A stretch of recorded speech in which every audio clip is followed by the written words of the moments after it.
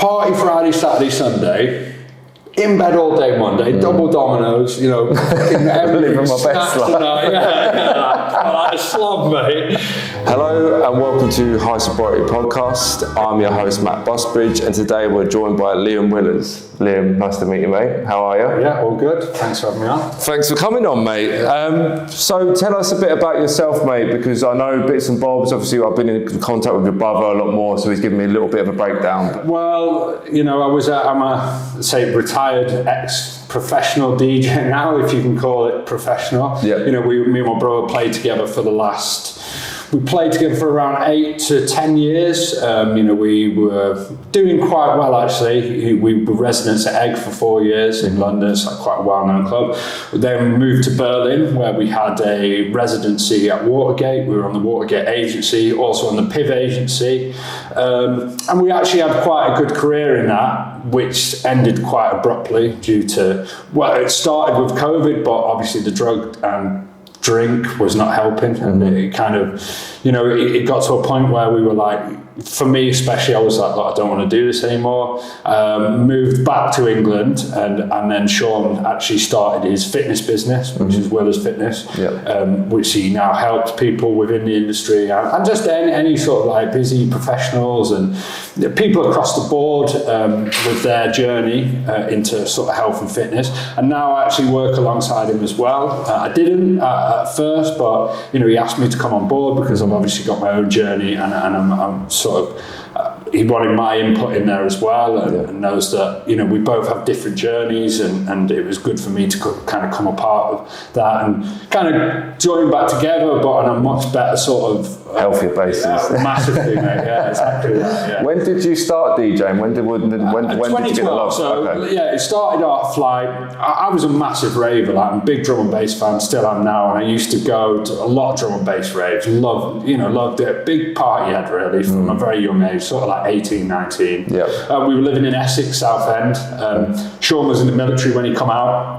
He moved in with me, and we would just go out on the weekends, you know, partying a lot. And I had a mate, Russell Borringer, and he had like an apartment. They were really into house music, and he had decks there, so we'd go back after partying, getting on the pills and, you know, sniffing and all that. Yeah. And then we just started mixing there, and I kind of took to it fast, as did Sean. We were quite like, we're not the sort of people, we're quite, it's sort of like snobs when it comes to music, so quite particular when it comes to music. I'm not the sort of person that can just listen to the radio and, you know, have the sort of music I like. So when we started mixing, it was almost, for me anyway, it opened like a Pandora's box of sort of like new music. And then with that, we were like, right, let's get some decks, bought some new marks, had them on the ironing board, and I just put in a lot of hours into it. And then we got invited, like we were playing locally in Southend, and then we went to Egg just for my birthday. I think it was like my 21st or something. Got chatting to a few people there, and they were like, oh, you know, we can get you a gig, but it was very much when it was about how many tickets you could sell. Okay. So got all my lads together from Essex, jumped on the train, we got the gig, and absolutely smashed it, to be fair. After that, we got invited back for New Year's Eve, I believe, with the same promoter. Okay. Smashed it again. Yeah. Then one of the actual main promoters of Egg, Hans, actually got in touch and was like, look, we would like you to come and start doing more events there. And then it kind of like spiraled from there, you know, because we would go into Egg every week, and then we were like, look, let's move to London. When we moved to London, things were going really well. Egg actually invited us to come and work in the office, like the admin side, as well as become full-time residents. Yeah. So, you know, we were hosting rooms at first, and then it comes to, we were playing the main room, the basement, you know, we were playing week in, week out, sometimes Friday and Saturday. So that was like where it all started. You know, it started mainly on sort of that ticket selling basis, but it started with a lot of drive, you know, a lot of ambition to sort of go further within the industry, you know. When we were starting out, selling tickets and playing the smaller rooms. You know, a lot of the big names that you see now are headliners were also doing the same thing. It was quite a buzz in London at that sort of time, you know, and the sort of like after party culture, things like Dawn at the Light Box, and you know, we would all sort of play in the evening or meet at these after parties, and you know, it was a good time actually. Yeah. Did you find it was quite strenuous, like mentally though, to keep up and like the after parties and the Massively, travel? Mate, yeah. Well, this is like, for me, the thing is, like, I was always like overweight growing up, and then I really got into the gym and sort of like bodybuilding, and I like lost all the weight, was doing really well, was training hard with like one of my friends. He's like really sort of, he's still at it now, like he never had a break. And then when I moved to London, it all just went to shit then. Really? It was all, drink and drug related, and it was very, like, I've been sent some pictures recently of them times, and man, I look a mess, you know. I put on all the weight I've lost plus more, do you know what I mean? And strenuous, massively strenuous, and that was the start of it, especially with sort of like cocaine as well. That's where, you know, really started getting out of hand every single week, and it was, I could party for 3 days straight. Fuck. Yeah, man, that was a regular occurrence. You know, it was Friday, Saturday, all day Sunday into Monday sometimes. But it just all gets like merged into one, don't it? Because you sort of like, you don't really know what's going on, but you're just like carrying on and just following where everyone else is fucking going, feeding yourself more. And that's it. And then you feel like shit Tuesday, Wednesday, Thursday. Yeah. Thursday comes around, you kind of think, oh yeah, I'm all right now. and then it was the same again, but it is actually just pure sort of like abuse to yourself, because you don't have any structure. I found it hard to get any sort of structure within my life while I was doing that. You know, just completely messing myself up at the weekends. My head was like just buzzing all week, you know, like just brain fog, feeling absolutely destroyed, because it's not just the drink and drugs, you're then missing 3 nights of sleep. That's it. And everyone knows how important sleep actually is, do you know? And that was in London. Like when we then moved to Berlin, it got even worse. I bet. Yeah. But I suppose in a way as well, like, it's, I suppose we all need like a HQ, do you know what I mean? Like a safety spot. And I suppose when you're out there, like you said, you went from London and then you went over to Berlin, it's like, did you like feel grounded at all? Like when you was doing this, did you feel like you just continue on the go? And it's very much like that, exactly that. I've never really thought of it like that, really, having that sort of like base where you like feel grounded. No, I didn't. I think maybe that kind of where it, because when we moved to Berlin as well, we weren't really settled. It was hard to find an apartment, and it was very much kind of rolling into one. It was like from the madness of London. You know, I left London at a point where I was absolutely at my highest sort of like drug taking and drinking, and went to the city, which is renowned for that. And the thing is, over there, the clubs don't close, so they open Friday and they close Monday. And for me, that was like heaven, you know. And also over there, speed, amphetamine is a big culture, which I'd never realised. I was never into speed. I was into coke and drinking. When I got over there, I was like, what is this cheaper? I was like, keeps you up. I was like, I was almost like, yes, this is my calling. And like, I look back at it now, and there was times where I'd just be mooching around these clubs. Everyone I'm with has gone. I've got about 10 euros left and a bag of speed, and I'm just like, you know, just wandering around asking people. It's a successful night, isn't it? I'm in that mindset at the time. Just one night, I'm like, Hopper-Tosser, it's on the boat, It's like, it's a cool club, don't get me wrong. And all my mates left, and it was snowing outside, and I had this ketamine, it was super strong. And I remember I was sat like in the back room just on my own, and I could hardly even stand up. And then like when it come to leaving, which was like midday Sunday, I left, and it was like snowing outside, and I was just, when I look back at it now, it's quite like traumatic experience. At the time you think I'm having a good time, but wandering around an old boat but mate, ket's the worst, because I remember doing that shit, and I called it the sticky drug. I remember being at festivals, and I was that guy. Do you know, you see people just trying to like move your feet and trying to get up like a zombie apocalypse like coming through? Do you know what I mean? I think people have a misconception with ketamine as well. They think it's harmless. Do you know the worst thing I hear, and I hear a lot now, is it helps me with my mental health. But it's the complete opposite to that. Like I've been that guy where I was like, no, it's great. Like I get out of my thoughts, but when you come back to reality, you know, that's when it's still there. All the problems are still there. All you're doing is just putting a band-aid over for a few hours until you're back, and then when you come back, it's even worse. Do you know what I mean? So if anything, it's just adding to your anxiety, it's adding to your problems, and I think it's become a massive problem within the sort of music space. And I think drugs on a whole within that space are a massive problem that nobody wants to talk about. Like nobody ever, I think because it is very egotistic, nobody sort of wants to show any sort of, like everybody wants to look perfect all the time. They don't want to show, they don't want to show any sort of emotion or any weakness, if you know what I'm saying. Like, they want it to all look perfect all the time and everyone to think that everything's going fine. When that's not always the case, and I know that firsthand, and I know that just not from me, like my relationship with Sean, like my brother, we broke down. You know, it got to a point where we weren't really getting on at all. Oh, really? No, because of the drink and drugs. You know, it was very much, it was clashing a lot. You know, it wasn't good. And it was just I don't know, like by the end it was quite, I didn't enjoy it at all. Like, I didn't really enjoy the gigs. The gigs were getting heavier and heavier with drug use. Like when I was doing them, I was doing more and more and more, just to kind of like mask it.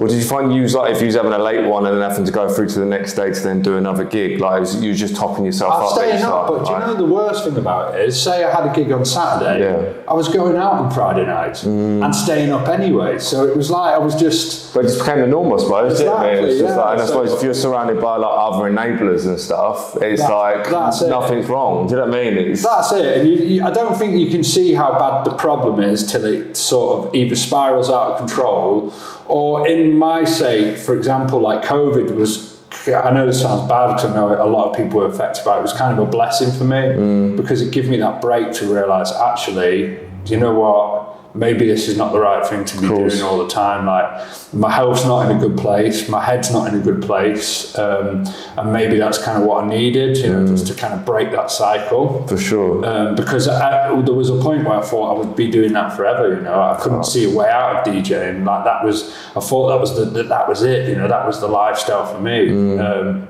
And actually, I was very wrong in that sense. Do you know what I mean? Definitely wasn't a lifestyle for me. I just thought at the time, things had done it for so long as well. And this is the thing with DJing that I try and like warn sort of younger DJs about. The more and more you do it without having a job, the less and less employable you are when you come out of it. Really? Because putting DJing on your CV, mate, doesn't don't look good. Well, you've been doing DJing the last 8 years. All right, mate. Yeah. Would you say there's definitely a lack of duty of care for like artists in the music industry, like especially DJs? Yeah, 100%. There's that's what I'm saying about like everybody wants it to just look perfect all the time. Nobody sort of speaks out about their problems and struggles, and nobody really says about the drink and the drug problem. Like it's present. Everybody's doing it.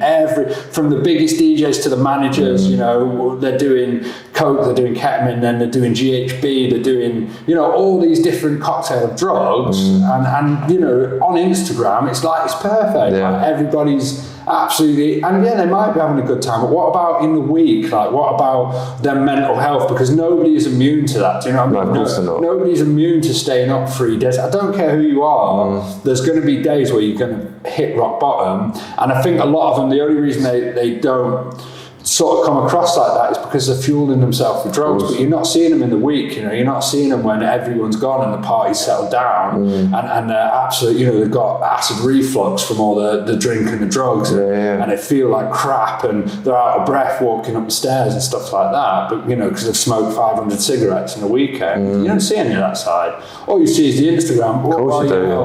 Having the best time of your life. Best time of your life. Behind closed doors though, as soon as you're off set, it's just like that's it, mate. There's another side to it. I'm not saying that's everyone No. you see. Yeah. Like, there is some DJs that are proper switched on, you know, and you can get a balance to it. But what I've seen from first-hand experience, even right to the top of the ladder, that's exactly how it is. It's very much. Did you feel pressured to do it though? Did you feel like you, in order to feel part of it, like you kind of? But for me, this is something that I've like thought about. But for me now, I'm very sort of upfront with it. I don't like to now push my habits onto other people's. I think it was very much my decision. Yeah, do you know what I mean? Like, yes, there is pressure to do it, but also, like, I got kicked off the Watergate agency for doing it. So obviously, that was that could have been a massive turning point in my career for how successful I was going to be. And I got kicked off of that from doing drugs. So ultimately, it's my fault. Did I really want the career, or did I just want to party all the time? Which that's what it kind of comes down to. It's very much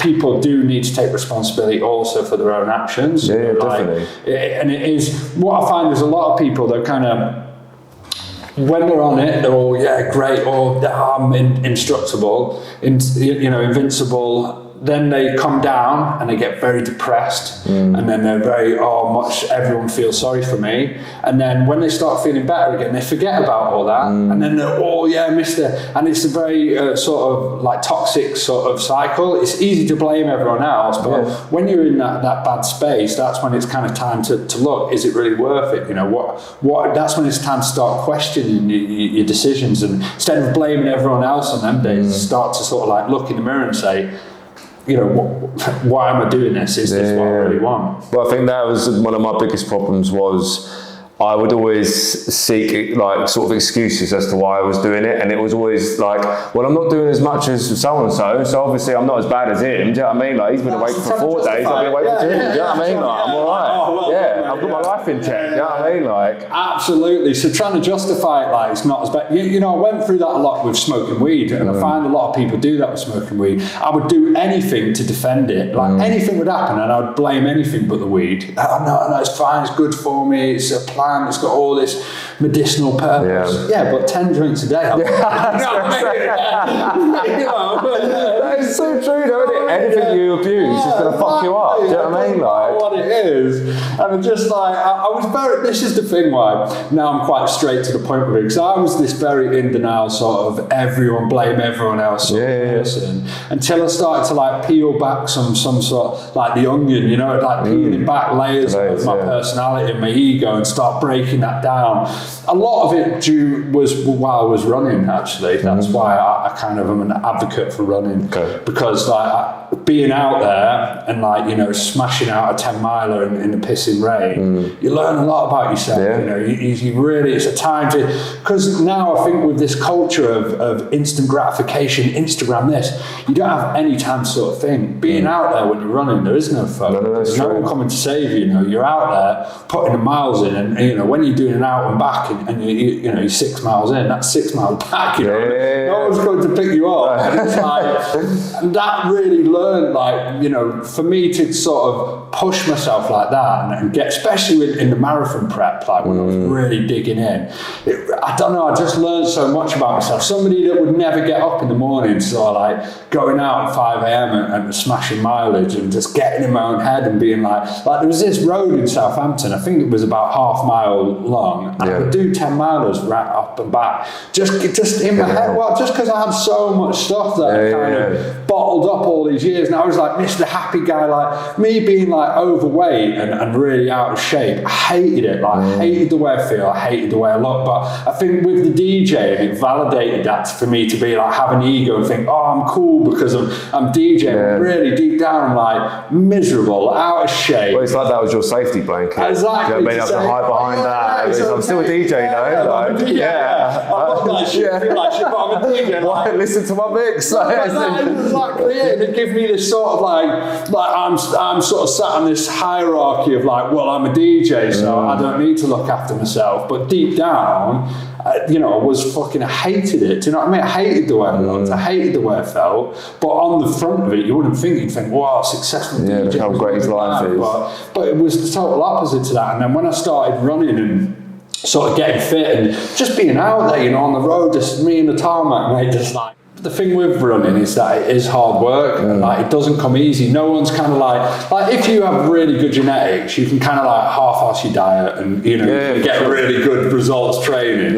But with running, no one's really given like good genetics for running. It's like the only way to build fitness and build sort of like you know to improve on it is by putting in the hard work. And it was good for me. That's exactly what I needed. But did it feel weird? Sorry to interrupt. Did it feel weird as well because it was like it's obviously something well out of your comfort zone and something you wasn't used to doing. So it was all new. Do you know what I mean? Like, absolutely, mate. Absolutely. And it was one of the best ways for me to get off the drink and drugs as well, because it started to give me more of a purpose, something to work towards. Do you know what I mean? Like, honestly, when I first ran in Berlin, I didn't even know about running shoes. Like, I turned up to the track because Sean was quite into it. He was like, look, let's come and do a 5K with me around the track because there's a track that you can do for free. And I was like, I don't know about that. He's like, come on, just come. So I turned up in like, he's like, what? Converse. He's like, and I did it, and I just remember how hard it was. But I just thought, you know what, I can work at this, and then it was giving me like, when people would invite me out on a Saturday night, I'd plan my long run for Sunday morning. I'd be like, I would come out, but I've got an 8 miler planned, or I've got a 10 miler planned, so I don't think that's really going to fit in the schedule.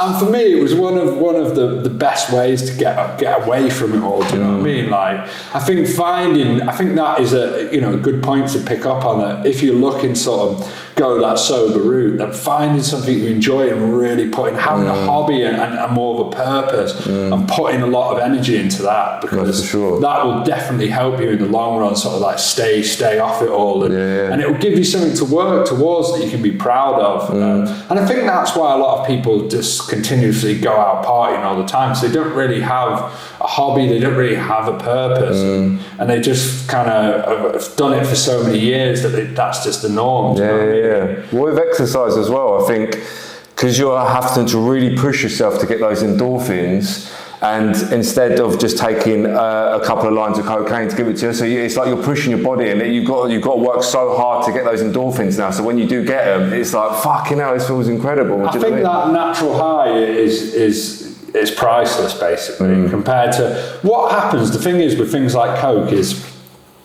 when you first do it, it's all good, but as you don't really give your brain any time to sort of build the sort of serotonin levels up and the dopamine back up, by the end you're doing it, you're not even like, I remember in this party in Berlin, I was doing it and I was just sat in the corner like, anxiety, just feeling like shit, just like on the brink of a panic attack. But I was like, I'll do more good. This is sort out. But it was do you know what I mean? And that was a thing that went on for a long time. I continued to do it even though I wasn't enjoying it. I didn't even like it. Sometimes it would make me feel sick and anxious and sweating, but I'd just still be doing it. I couldn't even talk to people. They'd be like, "You're right." I think so. So yeah, I mean, that's part of the sort of like journey with it. You know, and I think a lot of people do get to that point. That's why I'm quite so proud of like what Sean is doing with his business and fitness and helping people, because it's not all just about weight loss. Do you know what I mean? It's not all about getting fit. It's about living a better lifestyle and implementing habits into your life that for the positive, for the benefit of, because when you are on these drugs now, it's not just you it affects everyone around you. You become selfish, narcissistic, all you care about is yourself. Do you know what I mean? It's quite sad actually. Like, Did you find that you prioritise drugs over the DJing sometimes? Like you was more interested in getting the high. Absolutely. There'd be times where if I knew the green room was popping off and there was a load of coke in there, I'd be like, Sean, you finish up playing there. Really? Mate, that's why I'd get to the party early. I was at every after party. It was very much more about the drugs than it was the music. That's why I always question as well to people, like, if you can't do it sober, is it really the right career for you? Because where does that end up? This is the problem. True. If you can't do it sober, then the more gigs you play, the more you're going to be getting on it. Do you know what I'm saying? And this was something that was one of the deciding points of why I give it up, because it was like, I can't do it sober. I don't really enjoy it sober. I always associate DJing with partying, because that's why I was a raver. You know, I wasn't the sort of guy who was on Logic from like 15 years old, you know, whiz kid, computer kid in his room. Do you know what I mean? That's not me. The only reason I got into producing because I had to. Do you know what I mean? It was the only way. The next step up was producing. I didn't really even enjoy that side very much. I very much enjoyed going to the party and getting fucked up. Do you know what I mean? That was like my thing to do. And that's when it got to a point where I was like, where does this lead to? Because I can't do it sober, and the more gigs I get, the more people blow smoke up your arse, the more people give you free drink, the more coke you get for free. Where does that end up? Ticking time bomb, exactly, yeah. And it's got to get to a point where it's like, right, enough is enough.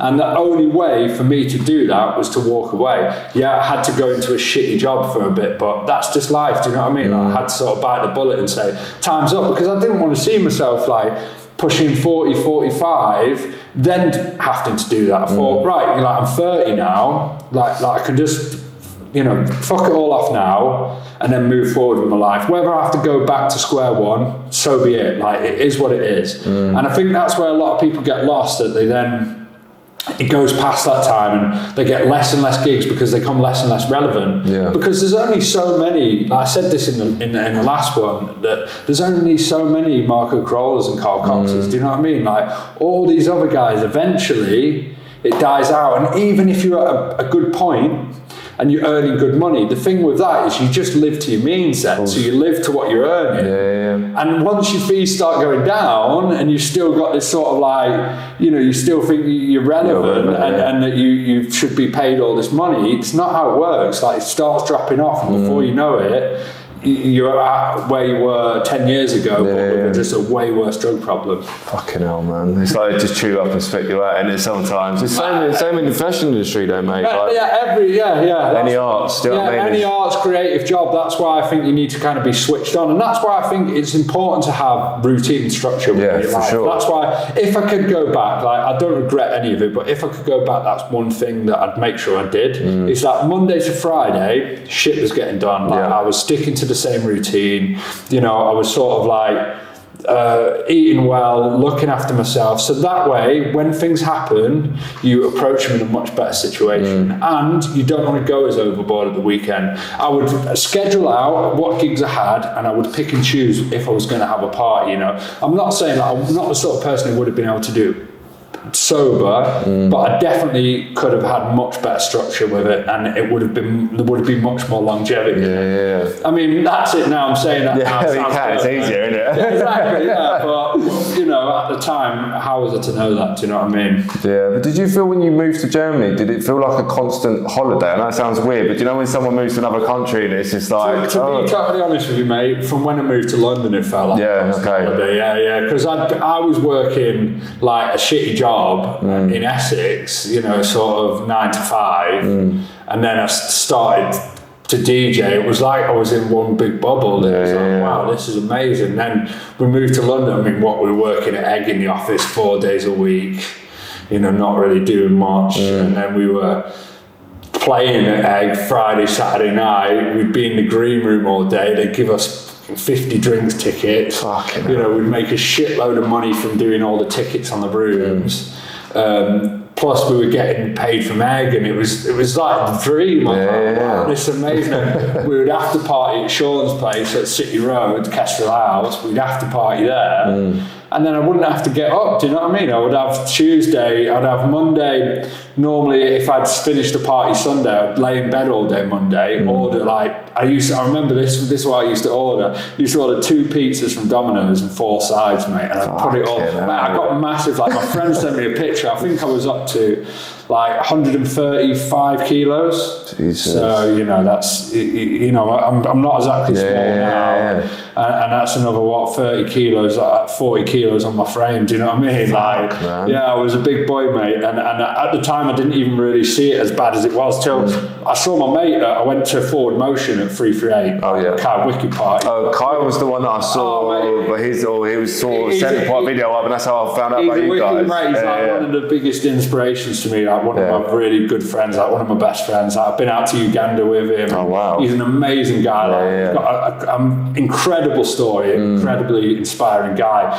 And sometimes I look at what he does and I just think, man, like that's these are the sort of like what he's done out in Africa. And honestly, the guy's a diamond. Like I can't say a bad word about him. He really is just a next level guy. But I was at his party because it's like the only party I go to now. It's the only one that I make an effort to go to because I just know, like, it's Guy's party. It's going to be fun. And it's older crowd as well. Older crowd, no camera phones. Not calling an old phone, mate. But I'm the same. I'd be like, I don't want to have like a fucking 18, 9-year-olds running around. To go to, like even if I wasn't mates with Kai, I would still go there. It's such a sick party. But I always make the effort for that party. And I see one of my old mates that I used to play with from Egg, and he was like, he messaged me after. He was like, mate, you're looking absolutely amazing. First time I've seen him since them days, which was years ago. He sent me a picture. And I was like, what the fuck? Like, of me when I was in like Sonar, like, back when I used to play, I was like, man, like, I didn't really see how bad it had got at the time. But going back to, was it like a holiday? Yeah, absolutely. Because I was like, party Friday, Saturday, Sunday, in bed all day Monday, double dominoes, living my best life. Like a slob, mate. Then Tuesday I'd still be absolutely fucked. Sometimes I would just take Tuesday off as well, roll into Egg like a little for a few hours per day. Then we did the Egg radio for a bit, so we'd do a radio station on Friday night, but that just means get the bags in. We'd get a guest on who was playing at the night, me and Sean get there well early, get the decks pumping and that, load of gear, and then same again, and then we started doing pre-parties for Egg as well, like the Magic Roundabout and that. So it was basically just all fueled, free drinks all the time. And then we moved to Berlin, and then it was like the bubble got even bigger because it was like, wow, we're in Berlin and the clubs are open like on 3 days, and it just like got even worse and worse and worse. So it was like one big holiday, mate, and it was just, that's why when it all come to an end, it was like, wow, reality. But that's when it made me appreciate actually just normal life. I was like, wow, actually this is good, man. I feel good. I feel normal again. I feel like, do you know what I mean? Like it was just one sort of big bubble, and like it was fun, but to an extent, do you know what I mean? It was very dark times within that. There was times where it was really not good, and my mental health was not in a good place whatsoever. And that's why when I moved back to England, I just went straight sober. I was like, right, that's it. I'm not doing anything. When did you know though? Like, when was there other people around you going like, mate, you need to fucking knock it on your head? Because I'm really good at sort of dealing with my emotions and sort of hiding them. I'm quite open about it, like now especially, but I'm very good at dealing with things. I don't really like to project my problems onto anyone else. As in Sean was very different. That's why it was really clashing because when he's got a problem, everyone would know about it, and he would like mess everything up. As in for me, I was very good with it. Do you know what I mean? Like I could go out for 3 days, but you wouldn't know. Do you know what I mean? You wouldn't know that how much gear I'd been doing, how much I'd been drinking. And I would never then project I would keep it all in my head, which isn't always a good thing to do. I was going to say, was that hard? Did that come up? Did that boil up sometimes? You know how you keep a lot of problems to yourself? I think so, but I'm very good at dealing with it. I think the way that I dealt with it, which was all on my own pretty much, I'm quite proud of how I dealt with it because like I did all that off my own back, do you know what I mean? Like, I had to deal with all these problems, like Sean was a nightmare, we had to move back, and I just feel that what it did cause me keeping it all in was a lot of anxiety. When I started to sort of get it out a little bit more, I felt that I was much calmer and that I could deal with situations much better. It took a lot of anxiety away. So it wasn't like a point where somebody would need to say, mate, you need to rein this in, because I wasn't really a problem, do you know what I mean? Like you wouldn't notice it if you like. But for myself, I knew. I was like, do you know what it was? I was not enjoying it, mate. And that's when I was like, what's the point? Like, what's the point of ruining myself still if I'm not enjoying it? It doesn't make sense to me. It's like hitting a limit, isn't it? Do you know what I mean? You've hit the roof. Yeah, and it's just like, I can't get out now. I'm sort of not enjoying this anymore. Like, what the fuck's going on? What But I let that go on for way longer than I should have done because there was a point from quite a way back where I just was not enjoying it. And like Sean was like, "Oh, I'm going to carry on the DJing when I get back to England." I was like, "Well, I'm not." And he was like, "Well, we have to. It's the Willers brothers." I was like, "Mate, you can put the Willers brothers on the flyers. I ain't going to be there." And he was like, "Well, I'm going to carry on." And I was like, "Well, you carry on your own then, mate. I'm done." Do you know what I mean? I've got a tour of Australia and this and that. And I was like, "Mate, it's not about the tour. It's not about the money. It's not about anything. He's like, we're going to lose all this money." I said, "I don't care, mate." It's like, I don't enjoy it. So what's the point? Do you know what I mean? I got into this because I enjoyed it, but I'm not going to continue to do something that I no longer enjoy. Of course. There was a decider with it, and it was the Beatport Live. That was the sort of nail in the coffin. Was it? Yeah, because I made a fucking fool of myself there. Really? Yeah, I was getting on the microphone, and I was putting drum and bass on, and then it's recorded live, and I have to watch that back. Don't go anywhere, do you know what I mean? Yeah. Oh God, mate, maybe it's time I'll It's just the idea of the turno. You think, it's going to be amazing if I do this, and everyone's like not feeling you're not on the same page. I was thinking about. I was like grabbing it was a lot, mate. And the thing is, I started working at that Gorillas, like delivery grocery. Loads of people were, and they were all watching me in the warehouse, mate. And they all made these little, they all made them little gifts. Yeah. And they almost stepped in the group. I was like, "Oh man, fuck that." I was like, "Nah, mate, it's game over for me." But I think that's. Well, it was hard because that was my identity. You know what I mean? Like, I'm a DJ. Like, that was everything. I thought that's what brought value to the character I was. When I actually scratched the surface a bit, it was the complete opposite to that. If anything, that just gave me a bigger ego that I didn't need. Did you forget who you was? Absolutely, and I had to. This is what I've done. I'm still on this journey now. I'm not far from perfect now, but I've managed, like, for me, I had a lot of like drug problems, especially with the weed. I also had a very bad binge eating disorder, which I hid a lot, which I now fully got, it's been a very long time since I've had a binge. And I had a point where I would hide it and kind of feel guilty about it. And just like, I'd try and not eat, and then I'd binge in the evenings. And it was something, I don't know if it was like there's something deeper to it. I know that now, after reading a lot about these sort of problems, that normally there's a trigger to it, and there's been some past trauma that might have sort of brought that on. Do you know what I mean? And I think maybe the drugs as well was a big thing with it, so like all these problems that I kind of broke down, I realised it was all part of my actual personality. Once I let my ego go and say, actually, I wasn't really that important as a DJ. And no one really give a shit when I give up. Do you know what I mean? So it's like, no one cares. I was like, I'm leaving the industry. So, mate, who are you? and that was like, let me MC for you quickly, and you'll realise. The thing is, it was quite humbling for me because I was like, wow, I'm not really even important, and it made me kind of just feel good actually. Think like, that's good, man. Like, I needed that. Do you know what I mean? If everyone applaud, "Don't you're amazing, the best guy, please don't leave," then it might be. And that's why now I try not to have an ego about anything. I try and be kind of like open to all situations. Like, obviously I know everyone's different, everyone deals with problems different, but that's also where I'm honest about like making excuses and that. Like, you can make excuses for everything, but ultimately it comes down to you and your own decisions. Do you know what I mean? That's why also I don't like to blame people around me, because I was thinking about the other day is that people say, "Oh, I want to move away from this area because of the people," or "I need to move away from that from the people." But I've lived in London sober, and I've lived in London as a cokehead, so it's obviously not the area. Do you know what I mean? It's not the people you're around; it's the decisions you're making, and then decisions are going to lead you to be around the people that maybe you shouldn't be around.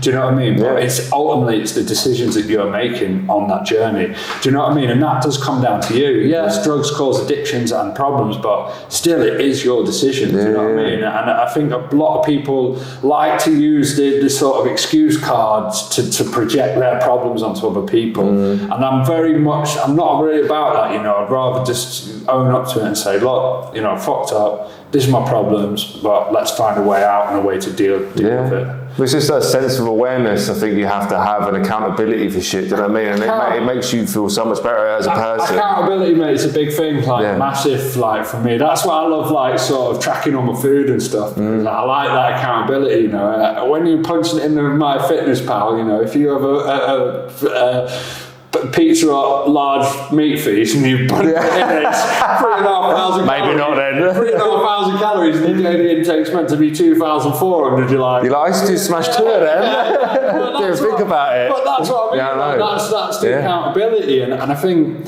I've put a lot of it down to the way culture is now, like this sort of grab and go, and you know, want everything now, and it's made people forget that instant gratification is not, you know, sometimes that delayed sort of do you know what I mean? It doesn't need to be instantly. Good things take time to build, and things aren't going to happen overnight. And I think that's what a lot of people get wrong about when they quit drinking and stuff, that they think, didn't feel good after the first week. Well, you're not going to. You've been drinking for 10 years. Do you know what I mean? Exactly. 1 week off, that's what I mean. And they want to feel great, and they want all this. Even it would be easy for people to look at, say, the way me and Sean are now, and think, well, it's easy for you to get up at 5 o'clock and do that. It's easy for you to go out running because you're fit, and it's but I wasn't. Do you know? I had to get to this point. I had to get to this point. I hated getting up early. For me now, one of the worst things is people say, I'm not a morning person. I'm like, that doesn't exist. That is just a label people have created for an excuse to put yourself in a box. If you need to get up early, then you get up early. It doesn't matter. If you say you're a night owl, it just means that you're prioritising your time in a different way. I used to stay up all night smoking weed, wake up at midday every day. Now, I wouldn't even think of doing that. Now, I get up at 5 every day. I don't even have an alarm. That's not something that was created overnight like that. That's something that I had to build and work towards. Do you know what I mean? Train myself and start prioritising my time. Realising that maybe I can't watch Netflix till 1 a.m. smoking fat joints. Maybe, as much as I enjoy doing that, maybe that's not the best thing for me to progress on my journey. So you have to start as well, sort of getting rid of things that you might enjoy, or your comforts. You have to come out of your comfort zone and have a little bit of discipline and realise that you can't have everything all the time. Do you know what I mean? I think that's another thing where people go wrong. They want everything, you know. They want to eat the shit food. They want to go out partying. They want a six-pack. And they want to feel good. And it's like, well, that's not how it works. That's not how life works. Do you know what I mean? You have to sacrifice some things to gain other things. For me, there's two hards, and I really like this sort of analogy, you know, where it's like the hard life and now for me, working out is hard, sticking to my diet can be hard, getting up at 5 can be hard, but being overweight was hard. Having a drink problem, feeling shit about myself, having no structure, getting up knackered, that was even way harder I was gonna say. Than working out, being fit, enjoying. Do you know what I mean? Having all bad skin and all that was hard. Do you know what I mean? Them things were hard, way harder. These habits were hard to build, but now I have them, the fundamentals, and it's enjoyable, as in I woke up every day and that was hard. Do you know what I mean? Just feeling miserable, feeling like the world's against you. That was hard, you know.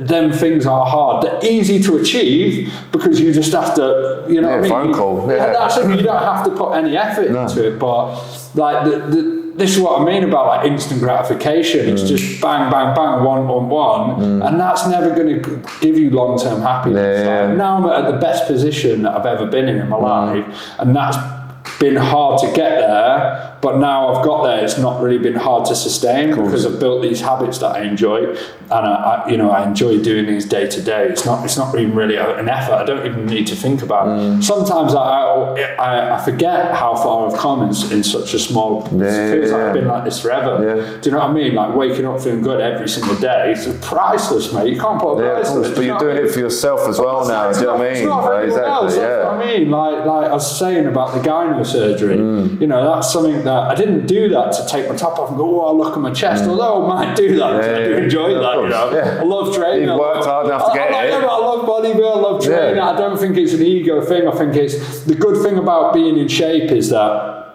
that's not gifted. Like, you have to work for that. And, you know, you're not gifted that. Like, if you're even if you do have good genetics, you still have to work for it. Do you know what I mean? And that was the thing with the Guinness. It wasn't for anyone else but myself. And I think that's how you should do things. Like, if you're going to do stuff, don't do it to look good. Don't do it to sort of like, you know, to show off. Just do it for yourself. How it makes you feel. How it makes you feel up here. You know? For sure. And, I think that goes with a lot of things, you know, and I think that's why a lot of people do drink and take drugs all the time, because they want to just mask that shit feeling, you know. I did it, you know what I mean? Like, and you do it because you want to fit in with everyone else as well at the same time. So it's not for you as well, do you know what I mean? That's another thing that I think that you have to get a grip on, is that you're going to have to spend a little bit of time being a bit more lonely, and there's not going to be as many people around you when you take that path, which is sad, but that's just how it is. Do you know what I mean? And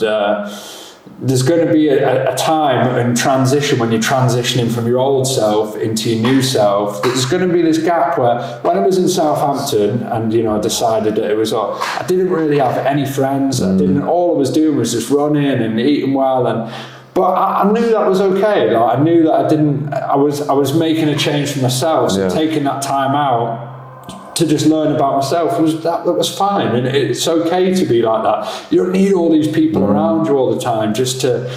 But I think as well, like, obviously I'm always seeing these quotes and stuff, and it was a good one the other day, and it was like, I think maybe Sean even posted one of his videos, and it's, you know, people don't want to see you change for the better, some people, because then it kind of takes away, and that's why I think everyone does this sort of drinking and drugs together, like we were speaking about earlier, because it sort of like makes them feel better as well. Well, if he's doing it here, and then that's fine. Well, that guy did 5 bags and I only did 1. So, and having that sort of like, you know, where you can just say, oh, well, you know, then it's not as bad. And I think that is the problem with it a lot of the time. Yeah, for sure. What was your biggest challenges when you went sober? Like, what did you really struggle with? Because mine was, like, still is, like, the loneliness. Yeah, I'd say the loneliness is a thing, but I think where I socialise so much in DJing, and I'm actually quite an introverted person, and I think that is what spurred me to drink. Like, obviously,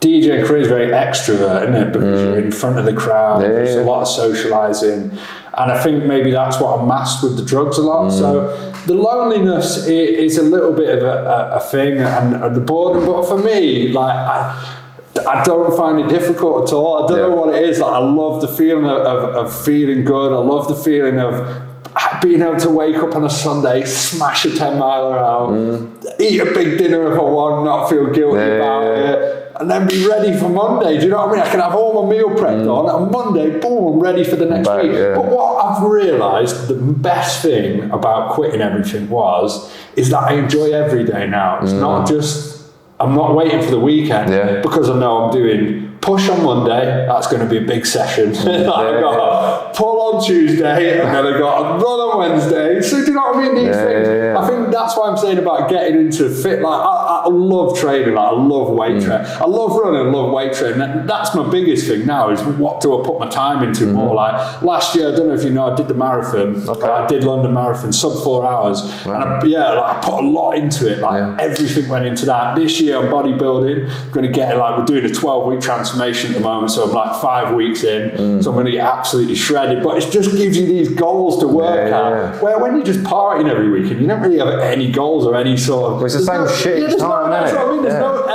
There's no sort of like end, sort of like, wow, look. You know what I loved about the marathon? Yeah, it wasn't the marathon; it was the work you had to do to get there. That's why I set myself sub 4 hours. Yeah, you might sit there and think, well, it doesn't even sound that good. Try running a sub 4 hour marathon. It's fucking hard, man. Like, it's not easy. And I can smash 9-minute miles easily, but doing it for 26 miles for 4 hours, it's hard work. And that was the build up to it. The marathon was just the cherry on top of the massive cake that I'd built throughout. And that for me was like, I don't know, it gives me sort of like goosebumps just thinking about the effort that you've put in and the fact that you have to do all that work. As in, when you're just going, this is what I don't understand, like people go out drinking in all the smartest gear, you know, they've spent £900 a t-shirt, but they look like shit. And I think, why don't you take that money and invest it actually into yourself, into something that you enjoy? Do you know what I mean? Just to look cool and then feel like shit. And they'll end up on the floor in someone's flat afterwards or something like that. Do you know what I mean? Like covered in shit. That's the thing with it. Like now I just think that this is why it's not actually been as hard as I thought. If anything, I've loved the journey. Do you know what I mean? There's been a few slip-ups as well along the way, you know. I'm not going to say of course. You know, but that's why as well I don't really count the days because like if I do, like I did a year and a half straight and then I broke it. It didn't mean that a year and a half had gone out the window because it you know what I mean? It was just one night. It wasn't like, and that's why now I don't like to count, but I don't even think about it now. It's not, I never, like, I avoid situations like if I'm like, not because I might get on it, because